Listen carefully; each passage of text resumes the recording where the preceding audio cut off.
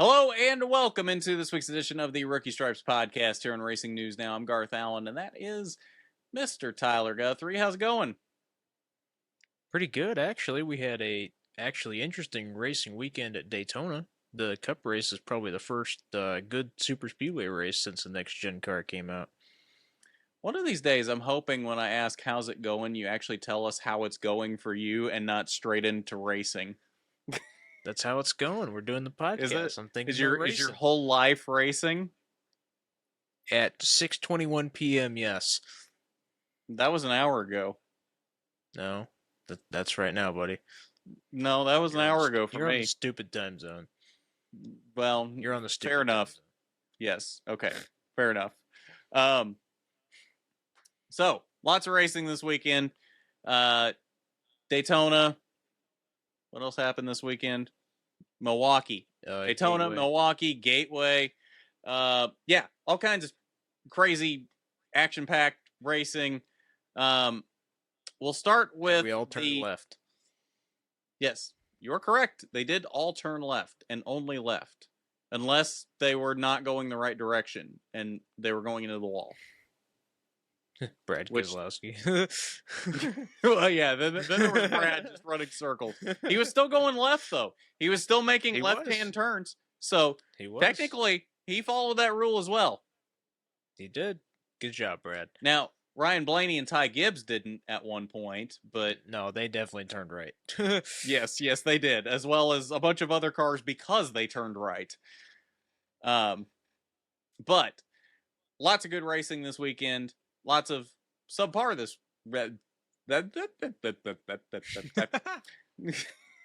Lots of subpar racing this weekend as well. We'll start with the first race of the weekend, Xfinity, Friday night from Daytona. One of the final races of their regular season. Honestly, I didn't think there was a lot happening in that race. Unless I'm forgetting something, I don't really remember anything of note happening in that race. I actually missed the last overtime restart and didn't even see the finish because I was having to watch the race at work, and then somebody called me for something, and by the time they got off the call, the race had already finished. So I didn't even know until Tyler told me a couple minutes ago that it was one of the closest finishes in Xfinity history of Allgaier over Creed. So I missed the most exciting part of the race. Go figure. Yeah, go figure. It was pretty okay race. There was some good pack racing, but other than that, it was kind of there was not a lot of 3 wide, mostly just 2 wide. They never did that stupid thing that the Cup Series always does, where they just go single file for 30 or 40 laps, which is good. I was gonna make an argument before I watched the Cup race about how the Xfinity race was the reason why we shouldn't have every race at 400 and 500 miles, and then the Cup race was actually decent, so that kind of destroyed that point. But yeah, I mean, not really what we're used to seeing from the Xfinity series on a weekly basis. They're usually kind of the barn burners of the weekend, in my opinion. So just a nice average Xfinity race and a Justin Allgaier win. Yeah, and from what I saw, it didn't seem like a lot of people were happy about that. I don't know where the resentment for Justin Allgaier has come from, but it doesn't seem like a lot of people are huge fans of his at this point, and I'm not sure I understand that because I've always liked Justin Allgaier. I don't get the hate for him recently. Yeah, he seems like a decent dude. I think most of it's just the fact that he's been in NASCAR for forever at this point, and still, if you're gonna be in NASCAR this long, you should kind of be kicking puppies in the Xfinity series, and he's just not. So I don't know that I would support anyone that's kicking puppies. Yeah, tell that to Mike Vick. I don't support Mike Vick. Eagles quarterback that got arrested for yes, I know who he is. I don't support him. Well, I didn't say you support him. No. Okay. Played for the Eagles. I don't support that at all. Oh well, okay. Not sure that should be the number one reason why you don't support him, but you know, to each their own, I guess. Yeah, I don't know. Not a lot to talk about with Xfinity. I mean, Allgaier picking up the win. We're that much closer to the Xfinity playoffs. But otherwise, I mean, there was a couple of wrecks in there. Trevor Bayne was super fast. I keep getting Very Yeah. disappointed because I really want to see Trevor Bayne finally pick up a win now that he's in the best car in the field, and he's up there every single time he's in one of those JGR cars, and it always seems like something goes wrong.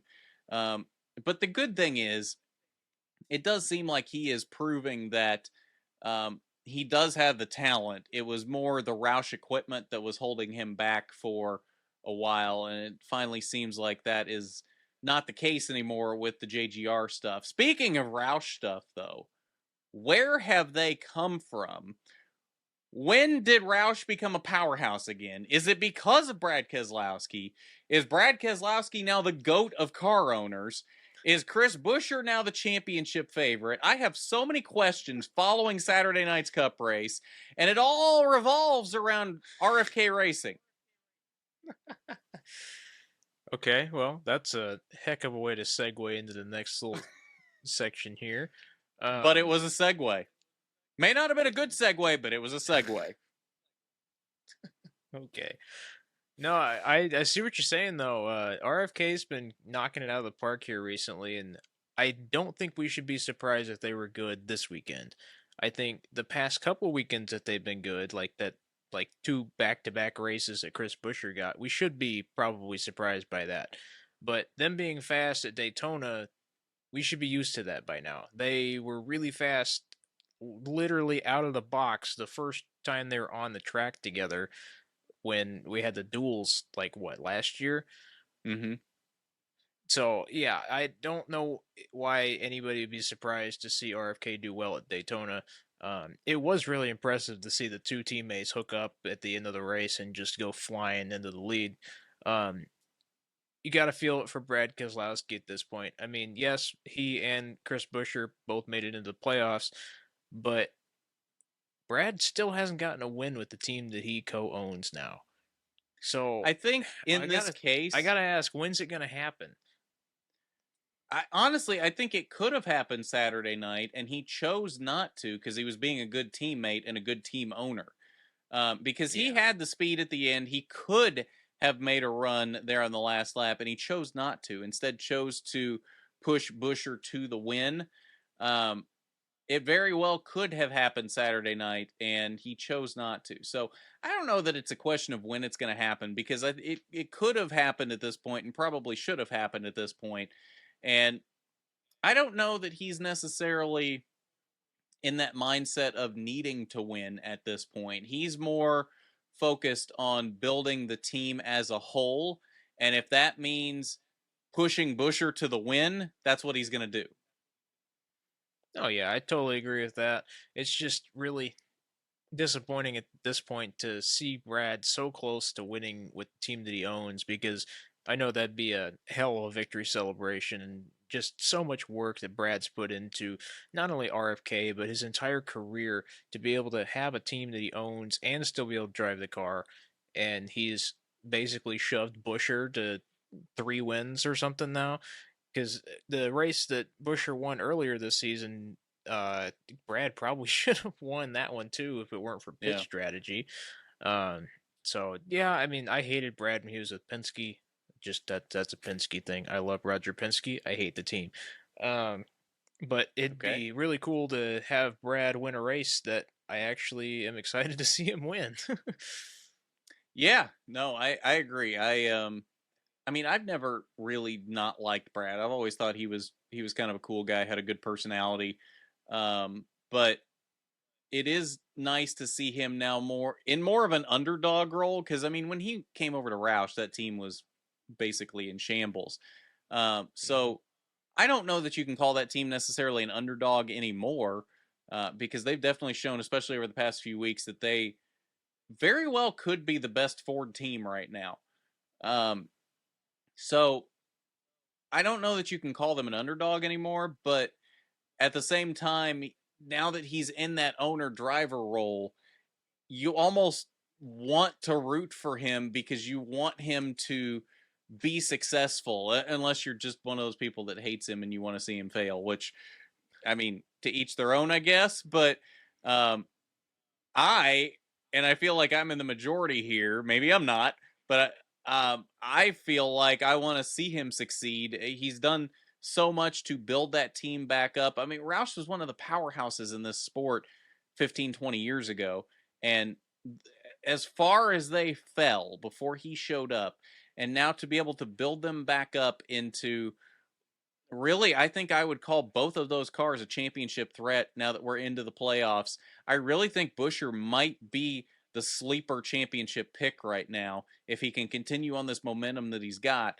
So to be able to see Brad build that team in this way and them continue to get better and him be close to a win every week, you just feel for him and you want to see him finally win that race when he gets the opportunity. Yeah, I gotta agree with you there. It is fun to see RFK get a little upswing of momentum, and I would be like really surprised if Chris Buescher is able to come away with the championship after the way the team was performing last year, which really just speaks to a testament to all the employees there at RFK. They have turned that team around in the past 2 years, and both of them getting into the round of 16, really impressive. I little bit different note, 2311, both drivers also got into the top 16 for the playoffs, and we have a Trackhouse car with Chastain in there, which just that's beautiful for the future of NASCAR, having all these different people in there. There's what 10 teams in the top 16 now this And year. you got McDowell in there in the front row. And McDowell, and he's coming on hot at a good time too. It's actually looking like this championship might come down to a proverbial wire. Or we still have Phoenix as the championship race. I mean, so technically, I it wouldn't really always call that does down to the because of this wire. format. Yeah, but I feel like this year might be actually interesting and make us wish that we didn't have this format the whole time. True. I mean, realistically, as much as I think Buescher might be the sleeper at this point, unless something weird happens, which it always seems to in the playoffs, I feel like this championship realistically is probably going to come down to either Truex or Byron at this point. Yeah. So, well, I mean, we'll see what happens there, but probably Truex there. yeah, I mean, Truex has been hotter more recently than Byron, but I mean, Byron did go out and win at Watkins Glen, so it's not like Byron's been cold lately, and it's almost like maybe they were saving something for the playoffs, maybe taking the Jimmy Johnson strategy. Johnson always did that. Like he'd go out and either, depending on the system they were under, he'd either build up big enough points gap early in the season to where he made sure he was in the chase, or he'd win a race or two to make sure that he locked himself in with a win. And then through the summer kind of cooled off and then turned it back on once the playoffs started. Maybe Byron and Rudy Fugle are taking more of that strategy where the summer really doesn't matter if you're already locked into the playoffs. So take that off, experiment with some things, and get ready for the playoffs, and then turn up the wick when you get into the playoffs. Yeah, I mean, with how many points and wins that they already had this season, this whole summer was really just take a swing of a sledgehammer at all the setups and see what happens. And with teams like that, you have the liberty to be able to do different things like that, whereas other smaller teams don't. I hate how the playoff system just funnels you down to one race at Phoenix. To Phoenix, really? But Yeah. I don't know. I don't know how to change this format to like actually have a fair ending of it. The like round of 16, 12, 8 is growing on me sort of, but I still hate the championship 4. I think it's stupid. We're never going to have an actual true champion. It's just whoever can be the fastest at Phoenix. Well, so the last episode we did, I think that was the last episode, we talked about that video I did a few years ago on what I thought would be the quote-unquote perfect playoff format. I don't think there is a perfect playoff format, but if I remember correctly, I think what I came up with was you don't reset points between rounds. You'll still have your rounds. You still get cars eliminated after every 3 races or whatever, however many drivers you put into the playoffs. The only time the points are reset is at the beginning of the playoffs, and you just add like 2,000 points or something. That way, the playoff drivers are separated from the drivers that didn't make the playoffs. After that, never gets reset again. After every round, you eliminate the bottom, however many, depending on how many drivers are in there, until you get to that last race.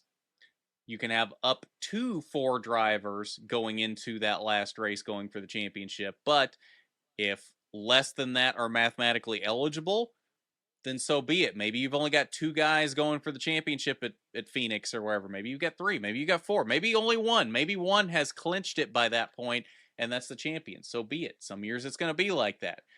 I think that's the best way to do it because you still got a playoff system in that case, but then you are still rewarding what they've done for the entire season. And then I think I also said get rid of winning you're in, but if you want to reward winning, award more points for the win. So in this case, I want to say, I think it's like 48 points is the max you can get right now. If you max out, no, it's more than that because you get stage points factored in also. Yeah, I think it's like 60 or 70 something. Yeah, it's 60, I think, or 65 or somewhere in there. So if you really want to reward winning, make it like 90, 95, 100 points for winning. And then you go down to the normal points from second on down from there. Yeah, that's a good idea. I guess we'll just have to see where NASCAR takes this playoff format because as much as I bitch about the playoff format, I do think they might be onto something there. Just got to tweak it and see how it goes. And you can't just stick with the same thing every year. As much as they want to just have something similar every year, got to change it up a little bit. We've been doing this for however long, and it's always the same thing. Somebody gets into the round of 4 that probably shouldn't be there, and then we show up at Phoenix, and there's 3 competitive cars and 1 that's just far and away from the rest of them. I don't know. You mean Ross Chastain should have been in the championship 4 last year? Probably not. Even after the Hail Melon? Huh? I also hate Phoenix, which doesn't help any of this at all. Yeah. Miami, tolerable. Phoenix, no. Where's tolerable? Miami. Oh, Homestead. Yeah. Nobody calls it Miami except for NBC. Homestead Miami Speedway. Right, but nobody calls it Miami. Everybody calls it Homestead.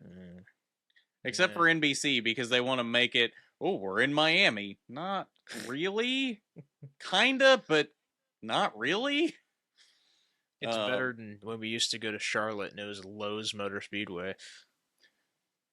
Or how everybody calls Gateway St. Louis. East St. Louis? I mean, it's not even in East St. Louis. It's in Madison. I know. The IndyCar app this weekend just said Madison. It didn't say Gateway. It didn't say St. Louis. It was just Madison. Like, well, technically, no, Gateway is still not part of the name. Well, I was going to say, I don't think Gateway's even part of the name anymore, but technically it is because it's now, Worldwide Technology Raceway at Gateway. No, it's just WWT Raceway. Is it? Did they drop the at Gateway? I'm pretty sure. I know in the beginning when WWT first got the naming rights, it was Worldwide Technology Raceway at Gateway. They must have dropped the at Gateway. Which, mini rant, I hate it when it's like a sponsor and then the race. Like, it should be the track. And then, or do like what the Indy 500 does. Whatever at the Indy 500 sponsored by whatever. The sponsor is not the most important thing of the weekend. It's the race. Get over it. They pay the big bucks to have their name on the race. Because that okay. So that rant about sponsorship in NASCAR right now. See, because that's the thing. Those are 2 different sponsorships. The full naming rights for the race. So let's say, let's take Daytona this weekend for example. The Coke Zero Sugar 400. I don't remember if it had a presenting sponsor or not, but let's say presented by Walmart.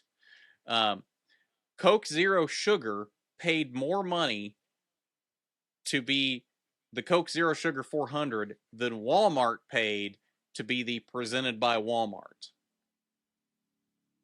And the only reason the Indy 500 doesn't have a sponsor on the actual name of the race, why it's not the Quaker State 500 or whatever, is because it's such a prestigious race and it has such name recognition as the Indianapolis 500 that they won't sell those naming rights.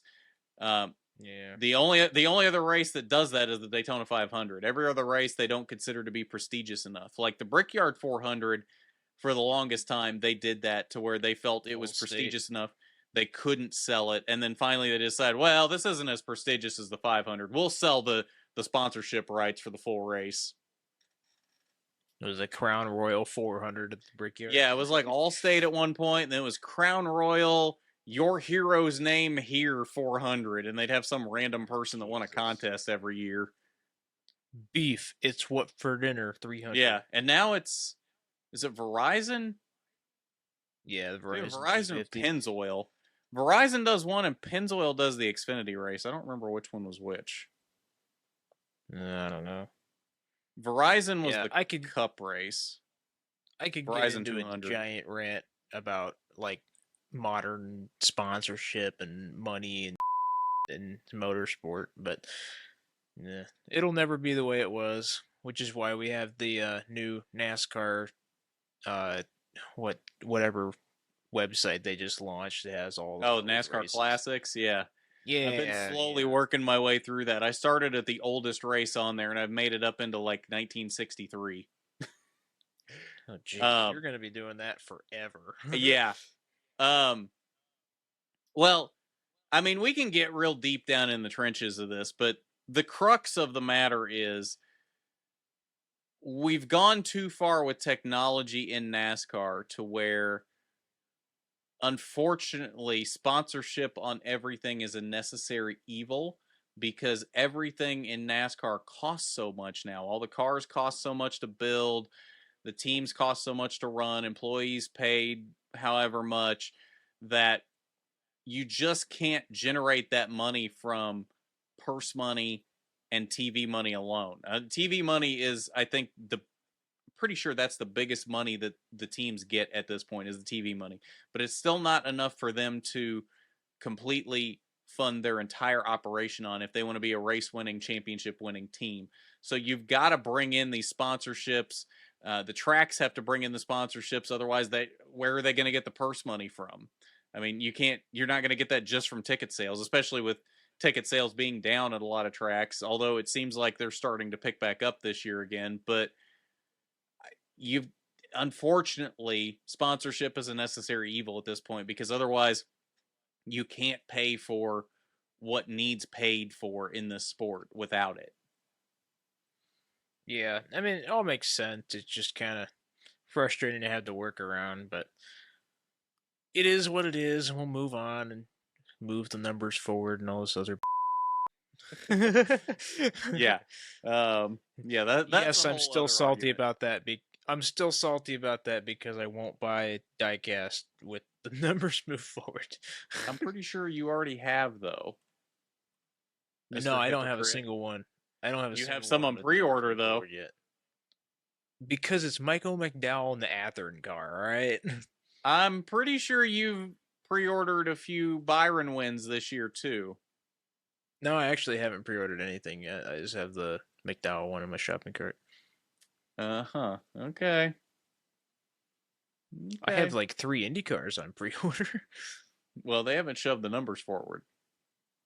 This is true. So that's not IndyCars part of this still argument. Look hot.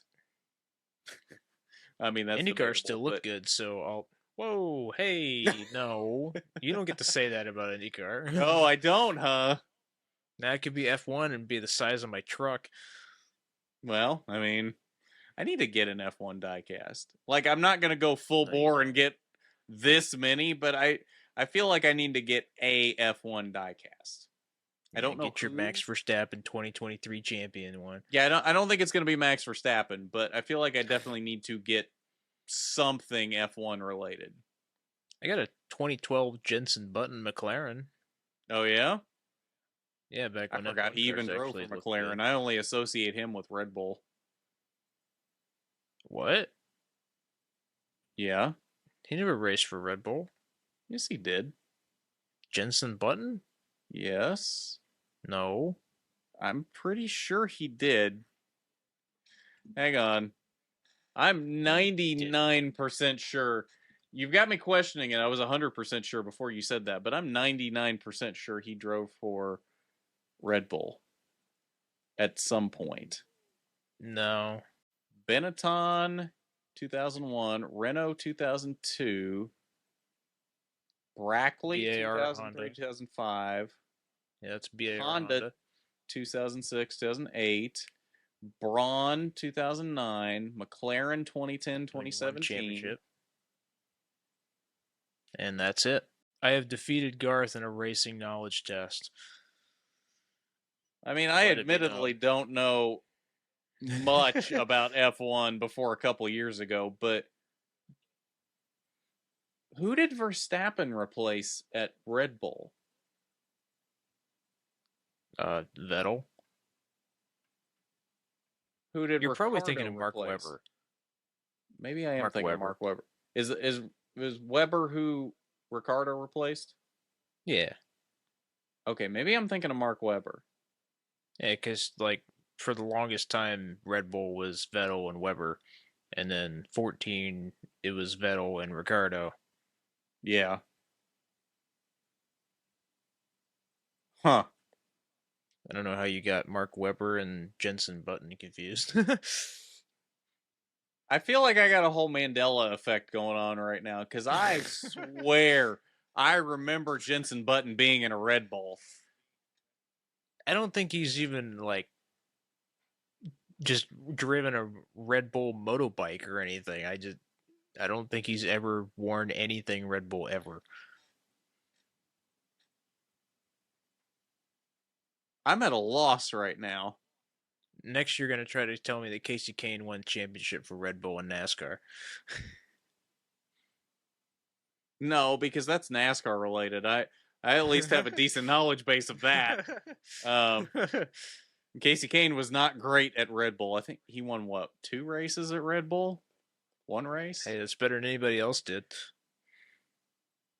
I don't know. I feel like Vickers might have done better than he did. Vickers won more than that, I think, at Red Bull. He did? I feel like Vickers won like 4 races. I do not remember the Red Bull part of NASCAR. Hang on. Let's find out here. I remember having the diecast because I thought it looked cool, but...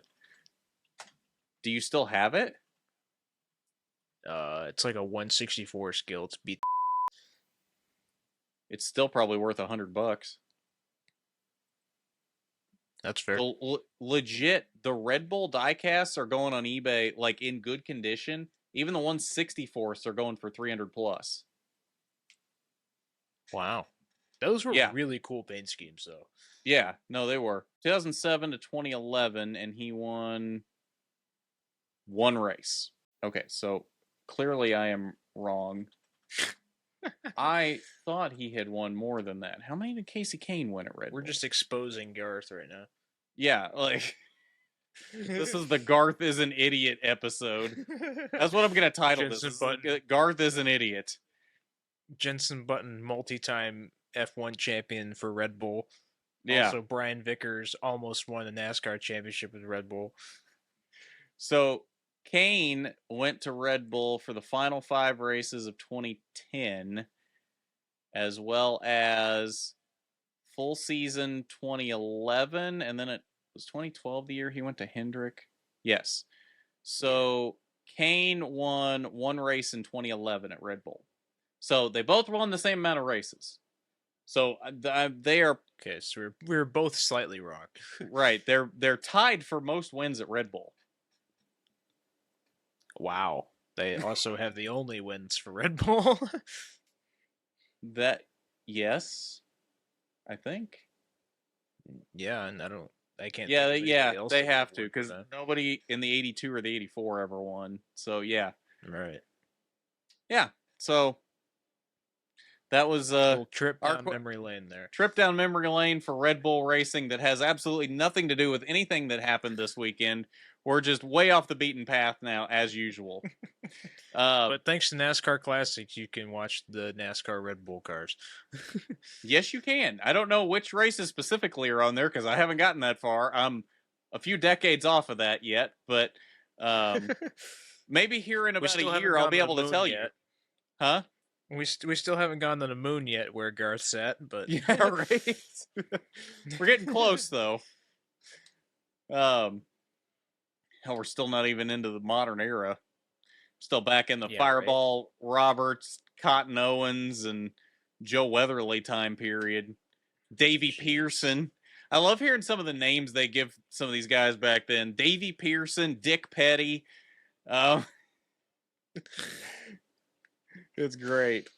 Where's some of these names Hornet? that did not weather the test of time? Where's the Hudson Hornet? I think there was multiple Hudson Hornets. Oh Jesus! Because I need multiple Doc Hudsons. One of the Daytona beach races, I'm pretty sure I saw multiple Hudson Hornets in there.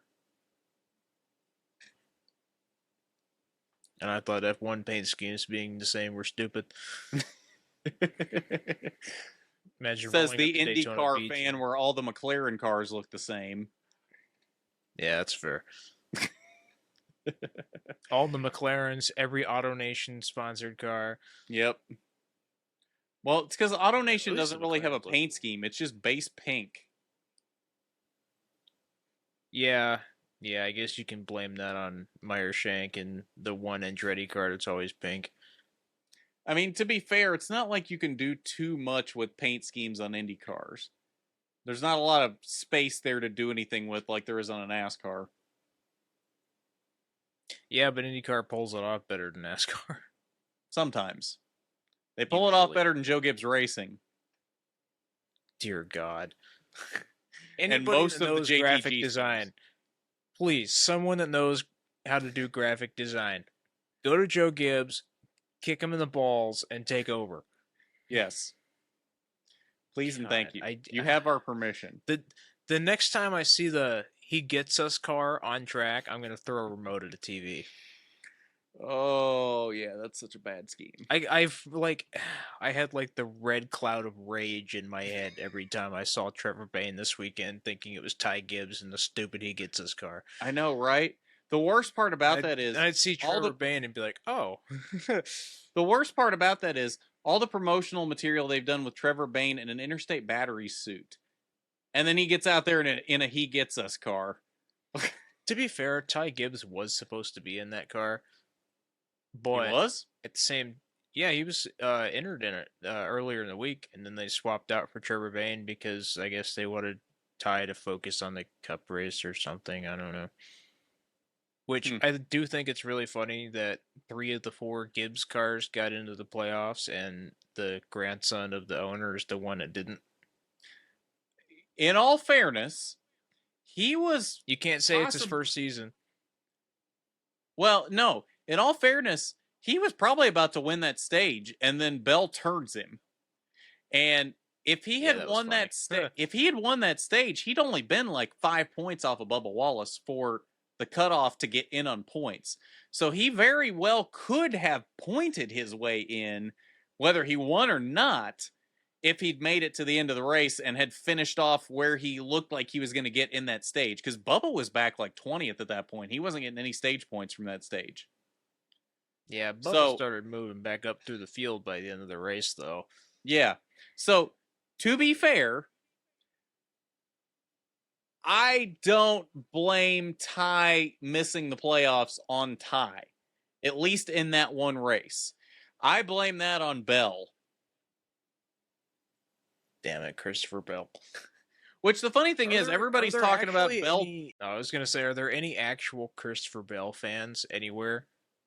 I think so. Than, like, I've seen some Bell other fans. When he was in sprint cars, like, are there any he might have carried NASCAR a lot of those people fans? over, but yeah, I think there's some Bell fans out there. But did anybody like not know who Christopher Bell was, see him come into NASCAR and be like, "Oh yeah, I like that dude"?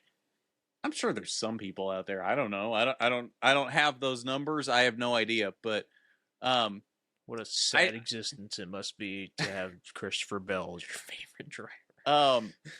I've seen a lot of people complaining that Bell actually turned Ty to cause that wreck. But if you really look at the camera angle there, the one where the camera was directly to the side of them as Ty got loose, they never actually made contact, at least in that moment. Ty was already sideways. They had made contact earlier than that. He had let off of him. Then Ty gets sideways and Bell comes back, but they never actually touched. There was maybe an inch between them. So it might have been the air that turned him. I don't know what it was, but the moment that Ty actually wrecked, Bell didn't actually touch him. Come on, Denny, show us the data. Yeah, right? Yeah, where's Denny when it's his teammates he's got to show it for? Yeah. Where's Denny when it's actually freaking helpful? Right? I don't think SMT data would help with that, though. Yeah, but Denny's only to be found with SMT data when he's trying to be petty. Yeah, that's true. For somebody that's so petty, why didn't he go to Legacy Motor Club? Because he already had his own team at 2311. That was a petty joke. Okay. It wasn't a very good joke. I didn't say it was. 0 out of 10. We anyway, got a goose egg out of it. Yeah. So we had IndyCar this weekend as well at Gateway, St. Louis, WWT Raceway, Madison, whatever the hell you want to call it. Tyler, what happened in that weird race? Oval. Yeah, that one. I'm just gonna the call mini it the Darlington oval from now on. The mini Darlington. Mm-hmm. The fast Darlington. Well, the mini flat Darlington. Yeah. The boring Darlington. Yeah, anyway, right. Full disclosure, I did not watch that race. Full disclosure, I didn't either. Yeah, but you're the IndyCar guy. You're supposed to watch it. I'm not expected to watch it. You are. Instead, I watched football and the Xfinity and Cup race. So, no, it was an okay race. Dixon got strategied into a win. They had like a little pit stop segment in the middle of the race where a couple drivers got off sequence and then lapped the leaders, and then caution came out, which I hate Takuma Sato so much. I've never hated a driver more in my life than I hate Takuma Sato. Anyway, and why is Takuma Sato decided to? I hate him. No. We need an explanation for this.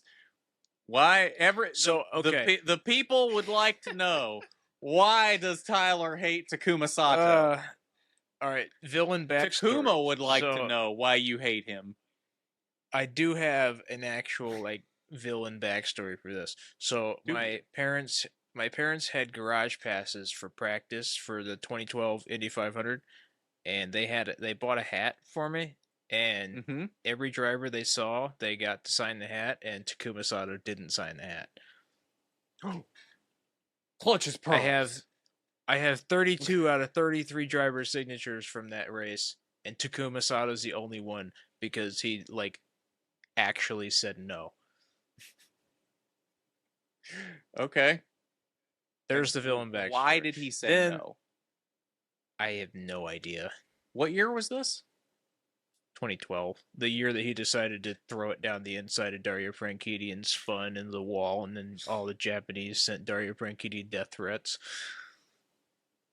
Even though Takuma caused it? Yep. Okay. Don't like Takuma Sato. Okay, well, at least we now have an explanation. The people now know why you don't like Takuma Sato. Takuma himself now finally knows why you don't like him. I'm sure he laid awake at night wondering why Tyler Guthrie doesn't like him. I hope so.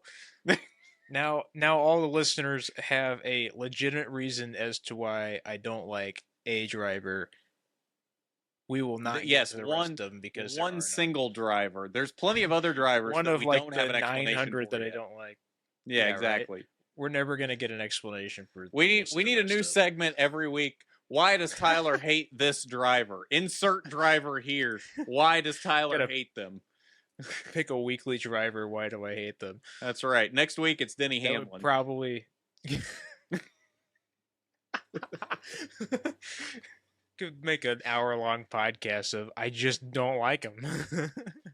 You know, if he legit wins this weekend, because he's good at Darlington, we legit could have an hour-long podcast of just Tyler ranting why he hates Denny. It'll only be like if he takes somebody out to win, which is what he's been doing all year. So it's Fair entirely enough. possible. Well, no, it's not somebody. It's one specific somebody. Yeah, right? Yeah. All right. Anyway, IndyCar race. So strategy in the middle of the race. Dixon and a couple other cars pitted early, one stop, and then stayed out late. And the caution came out after the leaders came in for their stop, which trapped Colton Herta, Newgarden, and a bunch of other guys a lap down. Which IndyCar has stupid wave around rules. So if you get stuck a lap down in IndyCar, you might as well just drive it to the garage and go home. You're done. Which really sucks because there's a lot of good cars that got stuck a lap down and just couldn't do anything about it. Newgarden crashed and finished like 25th, so he did not win every oval race this year. Just missed one. Oh, no. I know, we're so sad. Anyway, Scott Dixon, that's 2 wins in a row. He's chopping into Alex Palou's points lead, and we'll see how it goes for the rest of the season. There's only 2 more races left because why would we have more races than that? Got to keep the people asking for more. You can't oversaturate them with too many races. Now, don't worry, we are definitely not oversaturated with anything other than Texas races. Well, you know. Now, wait a minute. Hold on. Texas this Texas year was good this year. This year. That doesn't make up for the last 7. So what happens if Texas next year is good? Then we'll be 2 for 9, I guess. I don't know. So at what point do you decide Texas is actually good? It's a great question. I have no idea. No, we need an answer. Maybe that'll be the tandem segment to my why I hate a driver every week will be why I hate a track. It'll just be Texas. We need a Phoenix. specific date. When will Tyler like Texas? You know what? If next year's Texas race is good, I will retract some statements that I have made about Texas. Some statements. There's a lot of statements to retract there.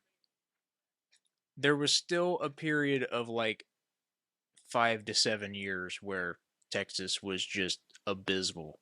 Okay. Well, there was a period of about 10 years where the IMS Oval was terrible for NASCAR, but if next year if they go back to the Oval and it's good, then I'm going to say that the IMS Oval is good. So, why do you why do you need such a long period? Ah, jeez. It's different, okay? I don't think it is different. It's really not. It's different really because like Tyler the likes to oval hold race grudges. either. I do like to hold grudges. Tyler has nothing if he can't have grudges. So to the Takuma Satos, Denny Hamlins, and Texas and Phoenixes of the world, sorry. What are you going to do if Texas and Phoenix both become good and then Takuma Sato and Denny Hamlin become likable guys? I don't know. Find a new hobby, I guess. I think that's tough for you. You're one of those people that likes to get set in your ways and you don't like change, aren't you? Why would you point that out? That is. Am I wrong? That is not nice. Am I wrong? You know what? If all 4 of those things happen, I will watch every ARCA race, East and West and Maine, for a whole year. I don't believe you. Me neither. What are you going to do if you don't do that? Well, now there's got to be some repercussions here. If this happens, if Texas, Phoenix, Denny Hamlin, and Takuma Sato become good in Tyler's eyes, and you don't watch all those ARCA races, what's the repercussion? Gee, I don't know. I'll finally get dragged to Lucas Oil Speedway. I don't know. The dirt track in Missouri? Or, I mean, IRP. Okay. Yeah, it's not Lucas Oil Raceway not anymore. Yeah. Technically now it is Lucas Oil Indianapolis Raceway Park. Actually. But nobody is calling it that. It's just IRP now. But I guess you could call it. Didn't we just have an argument about title sponsors for tracks, and now you're just refusing to call IRP? Nobody calls it that. Everybody calls it IRP now.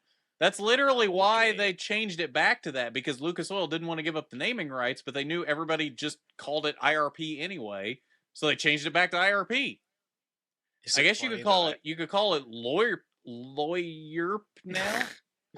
Is it funny that I remember it as Lucas Oil Raceway and not IRP? Yes, it's kind of sad because there was a whole nother name in between there, between IRP and Lucas Oil Raceway. We should just do like a. Do you remember that name? IRP. No. O'Reilly Raceway Park. ORP. Oh, I did know that. Yeah. I did know that. Yep. Yeah. Well, that's your little trivia segment for IRP. It's Garth's Weekly. Got to insert IRP somehow, even though Tyler started this one. I did start this. I need to go to IRP. You do. It's the best track ever to exist. I will not accept any other answers. Anyway, in our notes for F1 this weekend, we have Max Verstappen, and I think that covers it. So that's been our notes for F1 for about 3 months now. And that has covered it for the last 9 races that he's won. Did they even race this weekend? I know they're in... Netherlands. Were they? Okay, because they're in Italy this weekend. Clearly, I didn't watch Netherlands because I assume Verstappen won again. Has he clinched the championship yet?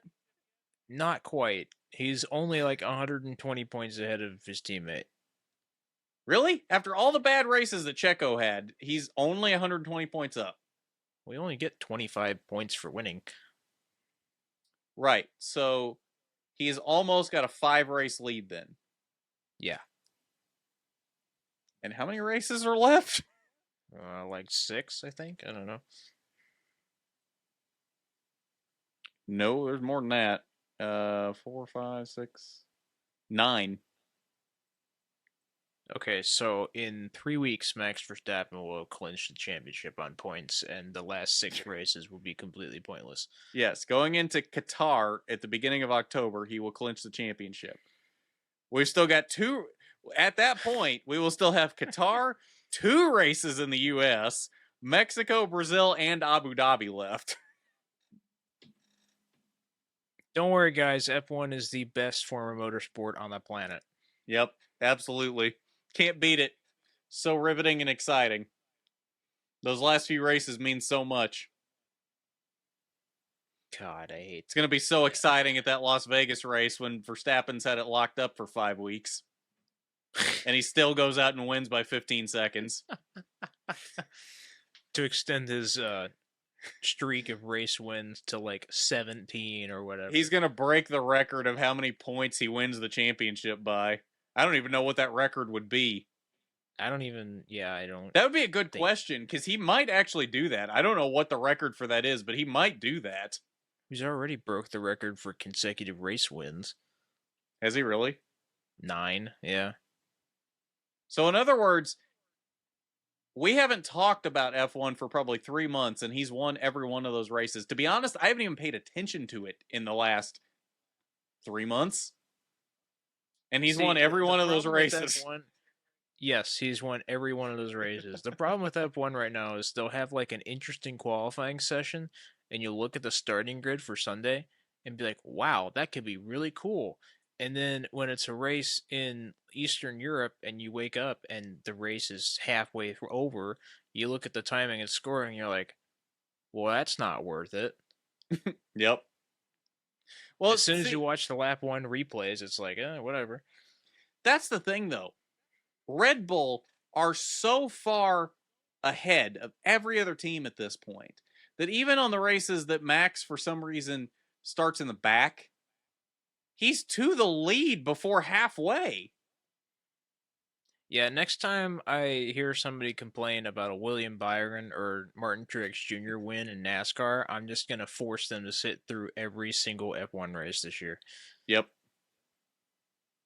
There's been a couple good ones. Don't make them sit through the good ones. You got to make them sit through the ones where Max is 15 seconds ahead and he laps the whole field. So every other race, Yeah, so all but like 2 races. there's like three, two Yeah. or three races that you're kind of like, ooh, Yeah.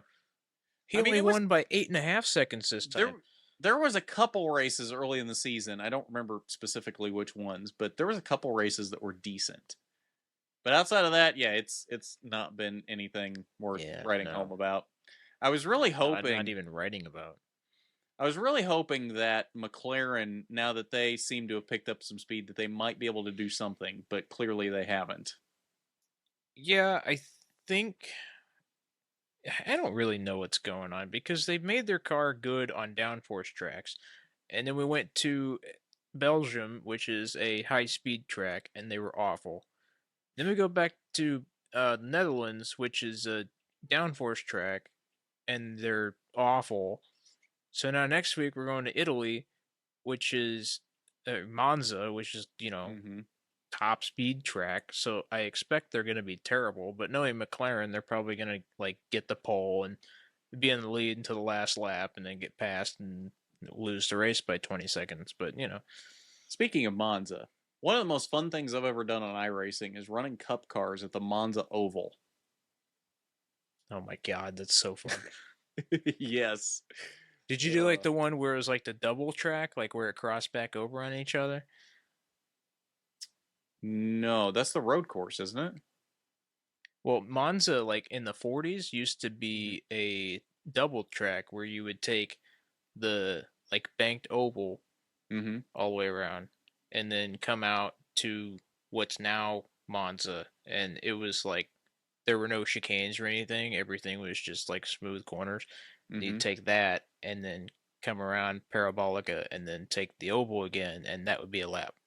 Oh, I don't think they've got that configuration that you can do on iRacing, or if they do, I've never done it. No, it's literally just the oval. I think they got it on like or you a can do the Assetto road course Corsa or something.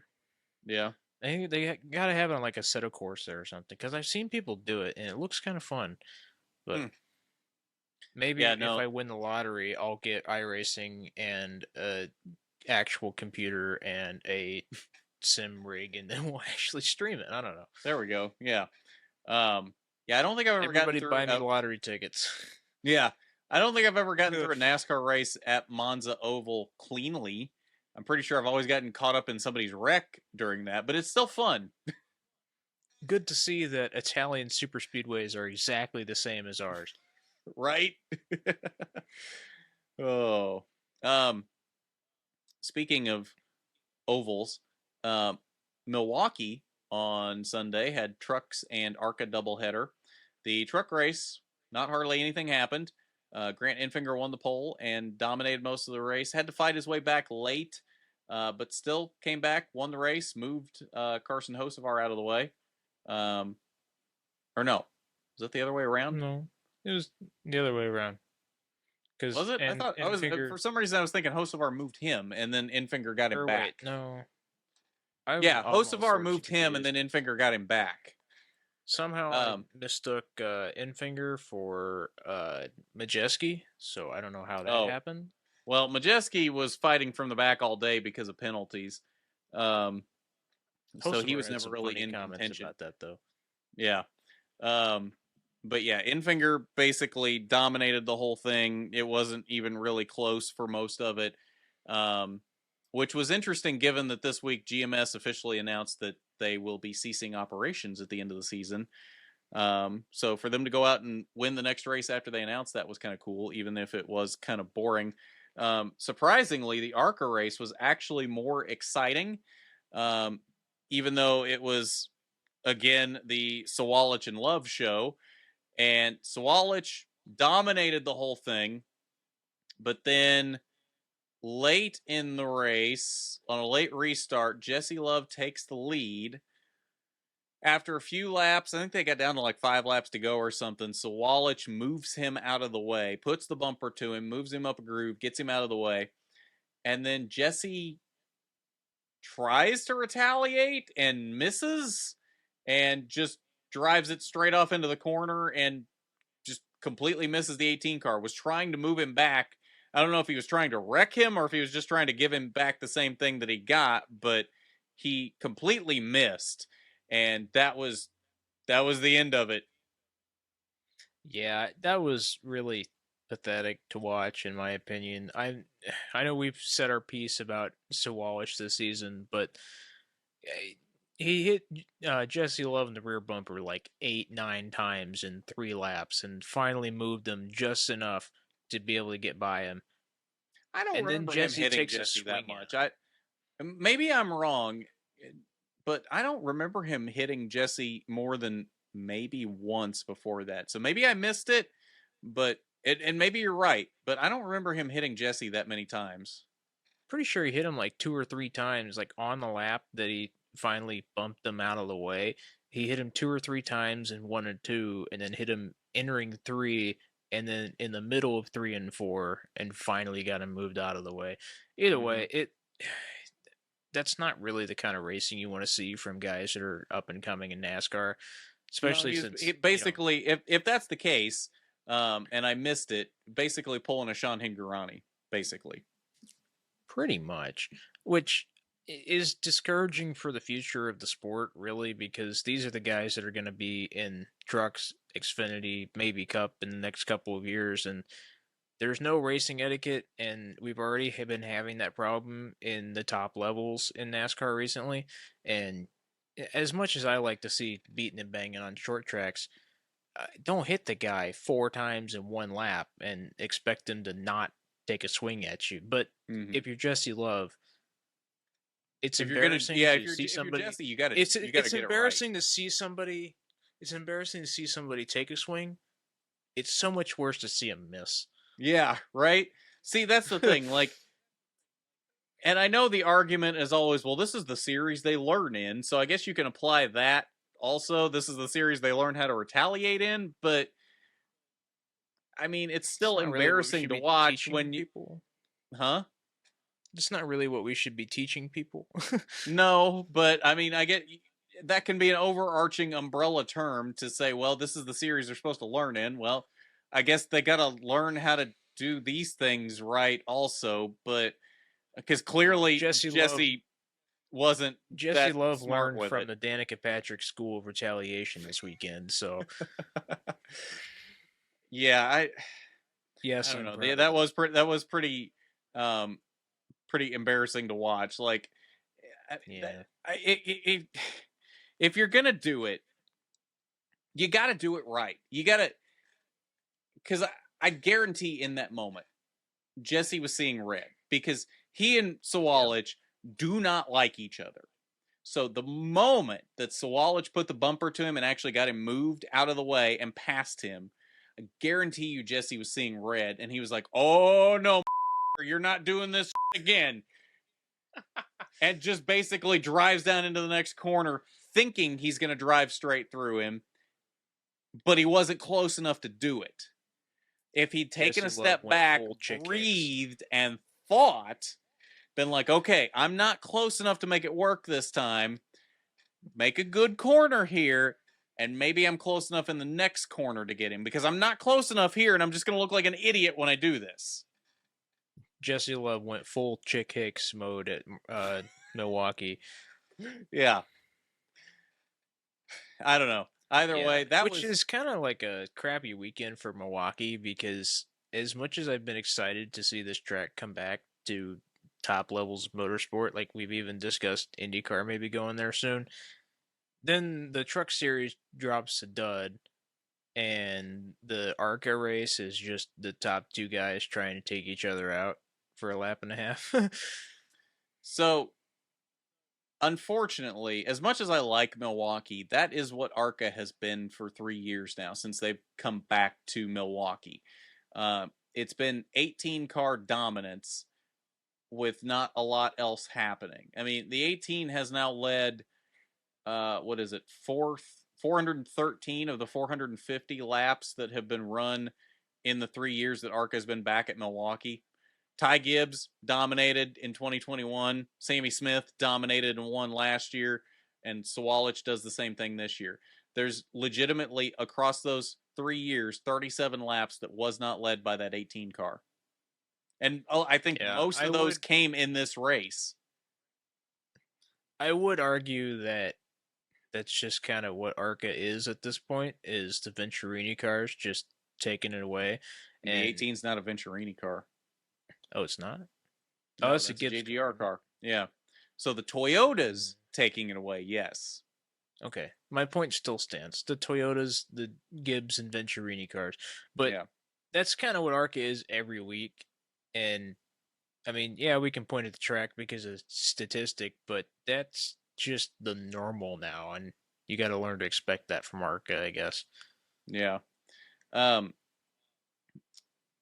What was I going to say? I had a point I was going to make, and now I completely forgot. He went full pointless arrow. Yeah, right. There was also a small altercation after this race as well. I don't know if you saw that. I did not see that. Between Connor Jones and Luke Fenhaus. Because late in the race, I don't remember exactly what happened, but Connor Jones did something that moved Luke Fenhaus out of the way, and Fenhaus lost a bunch of spots. I think they were battling for like 3rd or 4th or something, and Fenhaus fell back to like 8th or 9th. So after the race, Jones comes over to Fenhaus to, I guess, apologize or talk through it or whatever, and it looked like mostly a civil conversation. And then Fenhaus's crew chief came over and starts talking to Connor and literally grabs Connor, shoves him up against Luke's car, and let's go, and then walks away.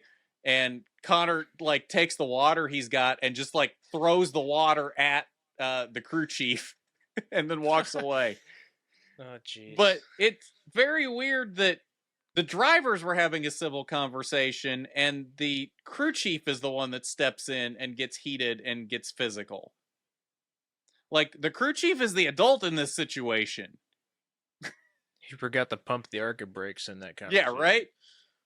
Although I did see, and Fenhaus, well, there was interviews with both of them after this. I saw an interview with Fenhaus, though, where he was basically saying that that was just a rich kid move and it was real stupid. So while Fenhaus was not happy, but he at least seemed to be keeping it civil when he was talking to Connor Jones. Yeah, that we've seen that in NASCAR before, where just random crew members start escalating the crap out of a situation. Yeah. But see, that's the thing. At higher levels, it's one thing when it's all adults. It's another thing where these are 15, 16-year-old kids. Right. I think that's what we forget in ARCA. And clearly Luke Fenhaus's crew chief forgot that when he literally grabs him and shoves him up against the car.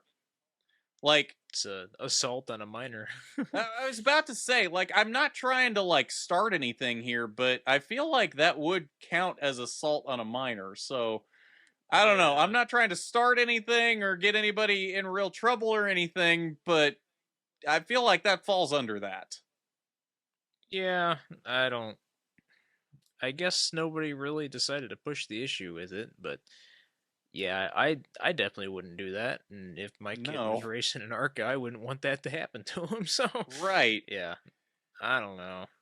Yeah, we got anything else to talk about with NASCAR this week? I don't think so. I think it's time to move on to predictions for this week. We've got a few races coming up this weekend. ARCA will be at back on the dirt this weekend at DuQuoin for the second mediocre dirt race of the season. That will be Sunday night, 9 p.m. Eastern on FS1 from the DuQuoin State Fair. We're not going to do predictions because, of course, we don't have an entry list yet. What'd you say? Sunday night. Yep, Sunday night. Well, it's a holiday weekend. They used to do it on Monday. Ew. Yeah.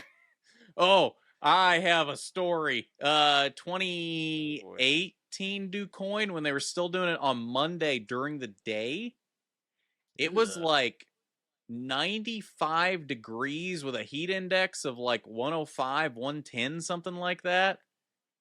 I about passed out from heat stroke, and I'm just standing out there. I'm not in a car or anything. It was ridiculous. Like, if you go back and look at my interviews post race from that day at DuQuoin, my face is as red as a tomato. It was ridiculous. Anyway, F1 this weekend also, 9 a.m. Eastern on Sunday from Italia, from Monza, the Italia Grand Prix, or Grand Prix. That one might. Gran Premio d'Italia. Jesus. That one might actually be worth watching. Italy's, like, Monza's actually usually fairly decent. Yeah. Probably won't be, but, Probably not. Sticking with IndyCar, that'll be Sunday, 3 p.m. Eastern on NBC for the BitNile.com Grand Prix of Portland. Tyler, who you got for IndyCar? I think Scott Dixon's going to keep the ball rolling and take another win here. He's been really competitive ever since they started going back to Portland. He's always been at the front, and I think he's going to get it done 3 weeks in a row. Okay, fair enough. Yeah, I mean, he's got the momentum right now. Wouldn't surprise me. I, though, am going to go with the guy that has been dominating on every road and street course this year. The guy that is well on his way to winning the championship. Alex Palou picks up another one and I think would basically lock up the championship if he won, wouldn't he? I don't think there's any way anybody could beat him at Laguna Seca if he wins at Portland. No. Okay. So, yeah, I think he goes ahead and locks up the championship by winning this week. On to NASCAR, Xfinity and Cup from Darlington this weekend. Xfinity will be on Saturday, 3:30 p.m. Eastern on USA. Tyler, who you got for Xfinity? I'm going to go with Kyle Larson. I read a stat earlier today. Hendrick has not won an Xfinity race in a really, really long time. I think the year that was put out was like 2009. It's the last time a Hendrick entered car has won an Xfinity race. I don't know. Maybe we'll see that HendrickCars.com paint scheme in Victory Lane again this weekend at Darlington. I mean, in all fairness, there was a long period of time in there where Hendrick wasn't fielding an Xfinity car. But it does surprise me that that 17 car has not won this year or last year with all the Cup guys that they have put into it and as fast as it has been most weeks. So, yeah, you may be onto something. He almost won this race last year, as did the guy that I'm picking, Sheldon Creed. They both came very close last year, and then I believe Noah Gragson ended up getting both of them when they got together on the last lap. So I think Sheldon Creed finally pulls it off this weekend. He's been so close a lot of times lately, and this is a track that he came so close in last year, and I think he was close in this race in the spring too. So he's just coming off of being as close as he possibly can be to winning a race this weekend. Yeah.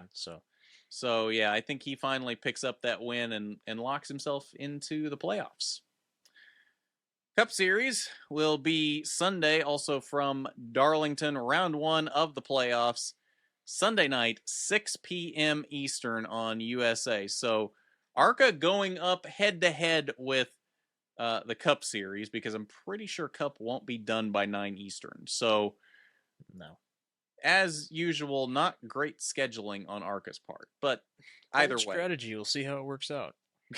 Right. All right, Tyler, who you got for Cup? I said I wouldn't do it, but I'm going to do it. I'm picking William Byron this weekend. I think he's going to sweep Darlington this year. He's been really, really fast. Like, every time we brought the next-gen car to Darlington. And as much as I wanted to pick Chase Elliott, just because of how funny I think it would be if he won the next race after the playoffs started. That would be funny. I'm going to pick William Byron. Okay. I mean, that's a solid pick. Darlington clearly is one of his best tracks. So, yeah, I wouldn't be surprised by that at all. Though, I'm going with a guy that Darlington is one of his best tracks. He's won a lot of Xfinity and a lot of Cup races at Darlington. I think Denny Hamlin punches his ticket into the round of 12 this week. And cruises to a victory at one of his best tracks. There, you heard it. That's right. But I think that's going to do it for us this week. So at that, enjoy all the racing this weekend from Darlington, Portland, DuQuoin, Italy, and everywhere in between. And we'll see you, should see you next week. Same time, same place. At that, I'm Garth. That's Tyler. And this is the Rookie Stripes podcast on Racing News Now.